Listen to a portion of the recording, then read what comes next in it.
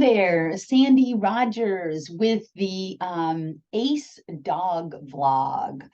I've got contacts on my mind. Those of you that know me know that I often have contacts on my mind, more so this week because I have a special event coming up on the 2-on, 2-off maintenance. So it used to be strengthening and maintaining your 2-on, 2-off performance. Now it's training and maintaining, because I had a lot of requests for people saying, yeah, but I haven't trained it already. So this is how to train it and how to keep it. So last time I did Wednesday Night Live, my group online dealie, I did handling on and off the contacts, SERPing contacts, rear crossing contacts, contacts at a distance, side changes, lane changes, all the things that you do around the contacts.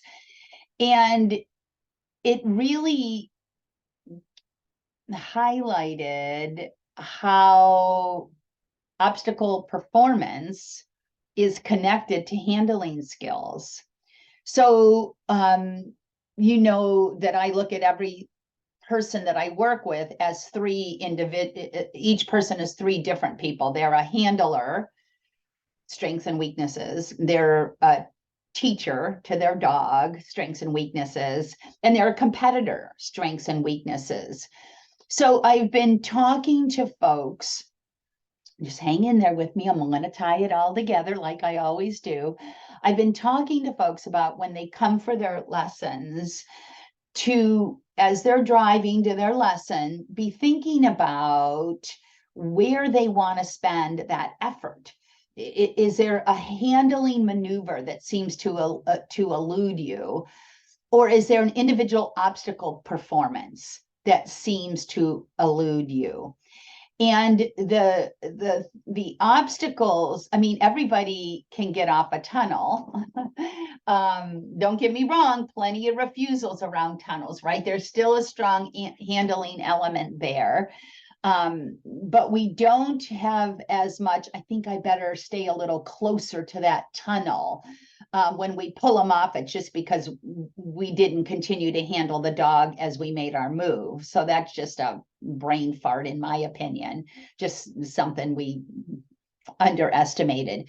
But this business of, I really can't get ahead of my pulls or my contact, or I really can't push from behind in order to do that rear, can make it fuzzy for you to know, do I have a handling dilemma on my hands, or do I have an individual obstacle performance issue on my hands?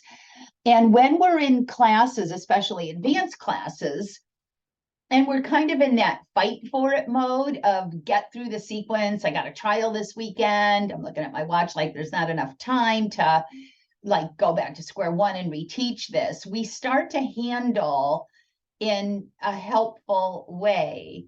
And if we're not recognizing that we're doing that because of a lack of training, and it can sneak up on us, you guys. It sneaks up on me, where all of a sudden it's like I notice when I'm walking a course that I'm not doing what I would have done with a different dog, or maybe this dog a month ago, because it caused him to pop out of the weaves or self-release off the contact, or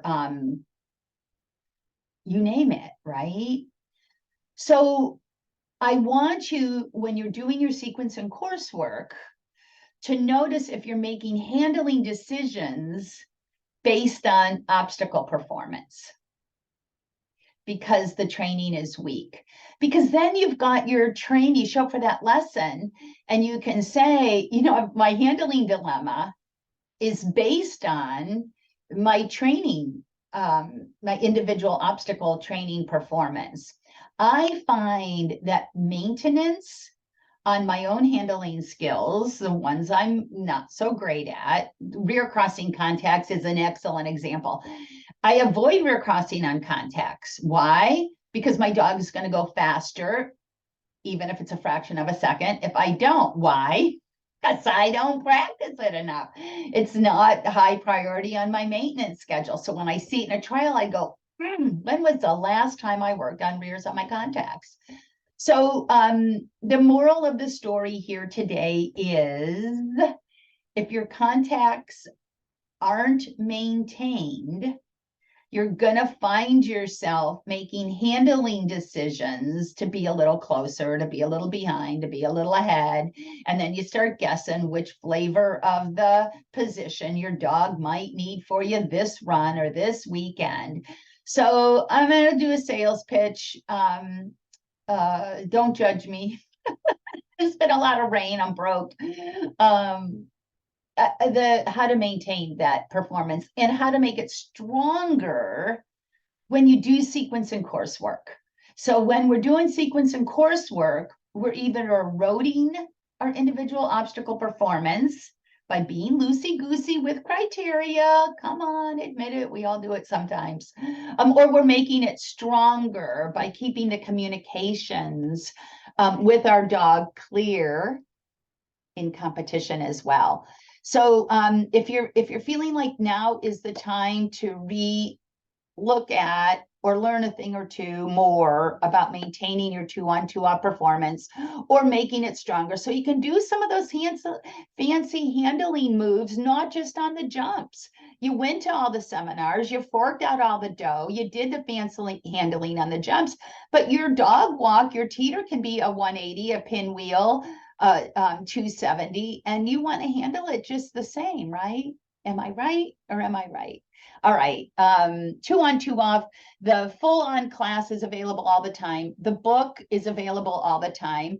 The self-study version of the webinar and the class, they're available all the time. These webinar pluses, you get to get the material, hang out with it, and then come to the live event and powwow it with me. And then you get a full week after to ask me questions. So if you want my help in a cheap and easy way, this is the way to do it. I'm going to offer it a few times a year. So if you're seeing this blog later, look for it or get the program. And if you get stuck, call me, set something up and I'll help you whenever. All righty. Thanks for listening.